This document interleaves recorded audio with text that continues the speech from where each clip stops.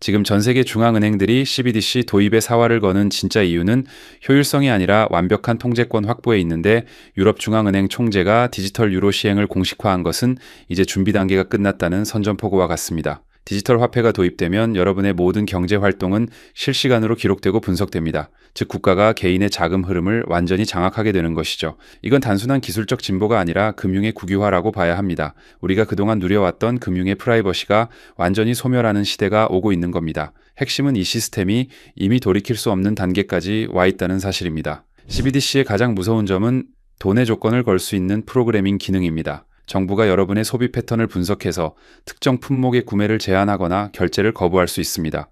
예를 들어 이번 달 육류 섭취량이 기준치를 넘었다고 판단되면 정육점에서 여러분의 디지털 카드는 작동하지 않을 겁니다. 심지어 돈의 유효기간을 설정해서 강제로 소비를 촉진하거나 사회적 신용 점수가 낮은 사람의 금융 접근권을 박탈할 수도 있습니다. 내 지갑에 있는 돈을 내 의지대로 쓰지 못하는 상황. 이건 더 이상 영화 속 이야기가 아니라 블록체인 기술로 구현된 차가운 현실입니다. 지금 우리가 겪고 있는 경제적 혼란은 우연이 아닙니다. 기존 금융 질서를 완전히 초기화하고 새로운 디지털 통제 경제로 넘어가기 위한 거대한 설계의 일부입니다. 중산층의 자산은 인플레이션으로 인해 실시간으로 녹아내리고 있으며, 그 자리를 정부가 지급하는 기본소득과 디지털 통화가 대신하려 하고 있습니다. 자, 이 말은 즉 스스로 자산을 지킬 수 없는 사람들은 결국 시스템의 배급에 의존하며 살아야 한다는 뜻입니다. 글로벌 리셋이라는 거대한 파도 속에서 살아남으려면 우리는 반드시 시스템 밖에 존재하는 강력한 독립자산을 확보해야만 합니다. 정부가 모든 것을 통제하려 할 때 리플 XRP는 우리에게 가장 강력한 방패가 되어줍니다. XRP는 특정 국가의 중앙은행에 종속되지 않는 독립적인 블록체인 생태계를 가지고 있습니다. 전 세계의 수많은 CBDC들이 서로 연결될 때 그 사이를 이어주는 중립적인 브리지 역할을 수행하도록 설계되었죠. 이 말은 어떤 특정 국가가 망하거나 시스템을 폐쇄하더라도 XRP 네트워크는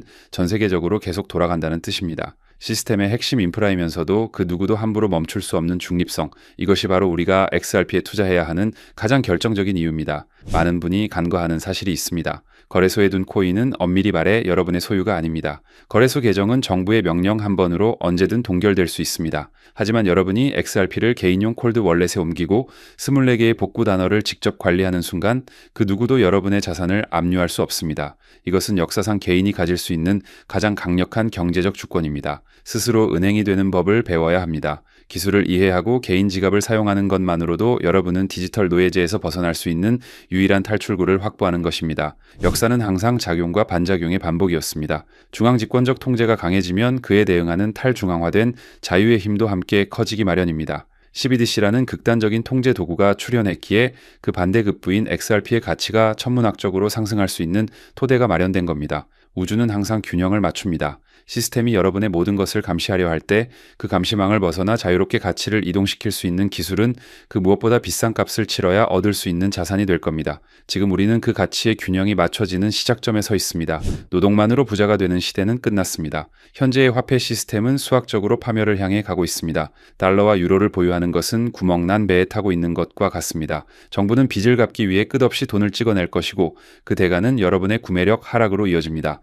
반면 XRP는 발행량이 고정되어 있으며 거래마다 소각되는 구조를 가지고 있습니다. 시간이 지날수록 희소성이 커지는 디지털 자산은 인플레이션이라는 거대한 쓰나미로부터 여러분의 불을 지켜줄 유일한 구명보트가 될 것입니다. 조만간 우리는 더 이상 XRP를 팔아서 현금을 만들 필요가 없는 시대를 맞이할 겁니다. 규제된 금융 플랫폼을 통해 우리가 가진 XRP를 은행이나 기관에 빌려주고 그에 따른 막대한 이자 수익을 얻을 수 있기 때문입니다. 과거에는 은행이 우리 돈을 굴려 자기들의 배를 불렸다면 이제는 우리가 금융 시스템의 유동성 공급자가 되어 그 수익을 직접 가져오는 구조로 변하는 겁니다. 이것은 단순한 투자를 넘어 새로운 디지털 금융 시대의 건물주가 되는 것과 같은 효과를 가져다 줄 것입니다. 우리 XRP 홀더들은 시스템 밖에서 우리만의 독립적인 경제 생태계를 구축할 수 있습니다. 국가의 승인 없이도 전 세계 어디든 몇 초 만에 수십억 원의 가치를 전송하고 결제할 수 있는 평행 경제 시스템이죠. 이것이 활성화되면 우리는 정부의 디지털 통제권 밖에서도 충분히 풍요로운 삶을 살 수 있습니다.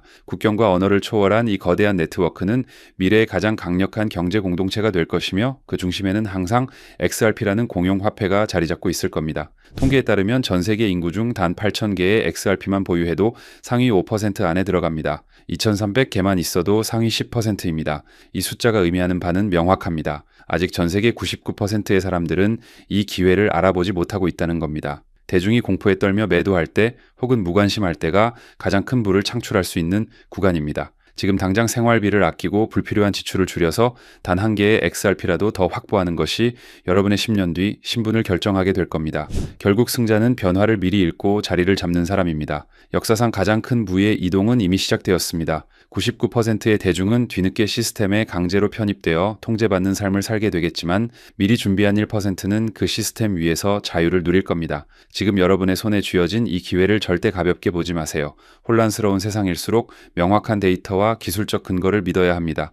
여러분이 선택한 이 길이 미래에 어떤 결과로 돌아올지 스스로 확신을 가지시기 바랍니다. 오늘 영상이 도움이 되셨다면 구독과 좋아요 한 번씩 부탁드리면서 저는 더 심도 깊은 분석으로 다시 찾아오겠습니다. 끝까지 시청해 주셔 감사합니다.